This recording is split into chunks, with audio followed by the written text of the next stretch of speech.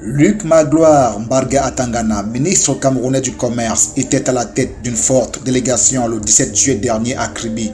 C'était à l'effet de réceptionner la toute première cargaison de marchandises importées sous le régime ZLECAf, entendez, zone de libre-échange continental africain. La dite marchandise conteneurisée arrivée au port de Kribi à bord du navire Chopin Norovia de l'armateur CMA-CGM battant pavillon Libéria, déchargée mardi 4 juin, est placée ce 17 juillet sur un porte-conteneur libre de toute procédure douanière et portuaire et prête à quitter le site de Mboro.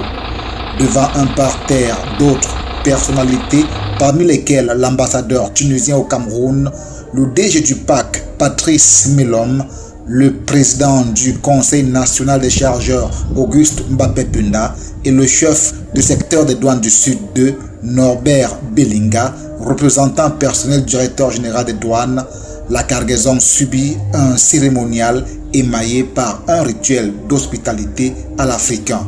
Cette solennité, présidée par le ministre du Commerce, consacre définitivement au Cameroun la mise en œuvre du régime de la zone de libre-échange continental africain.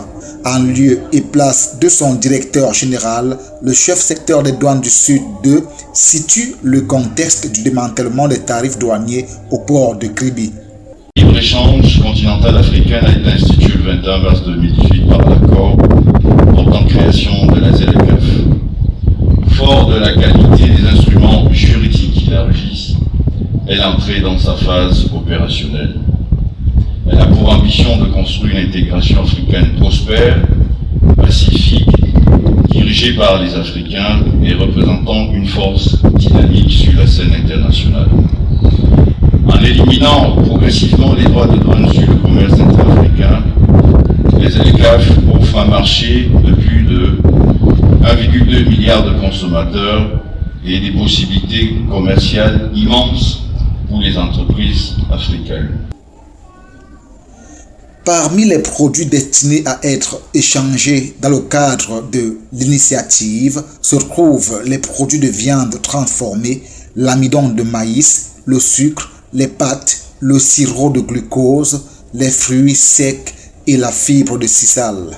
Les 20 tonnes de marchandises déchargées mardi 4 juin dernier ont effectivement bénéficié d'une réduction des frais conformément au processus visant à booster le commerce intra-africain. Cette première cargaison placée sous le régime de la ZLECAf au port de Kribi est constituée de résine et à provenance, comme elle a été indiqué, de la Tunisie. Elle a été importée par Inoda Industries sous le numéro de connaissement CT 24 29 58 et le tout premier certificat d'origine a été émis le 17 mai 2023. Il a été examiné pour attester de l'authenticité de l'opération. Après les formalités préalables, une déclaration en détail a été validée ici même au bureau principal des douanes hors classe de Kribi-Port sous le numéro ST, etc. 18 juillet 2023 à 15h18. Les vérifications mutuelles, monsieur le ministre, ont abouti à la conformité de l'opération et sa liquidation de constatation par le service à 17h11. Pour le port de Kribi, c'est une grande première, lui qui a été désigné pour représenter le Cameroun dans la phase expérimentale de la ZLECAf aux côtés de 7 autres pays.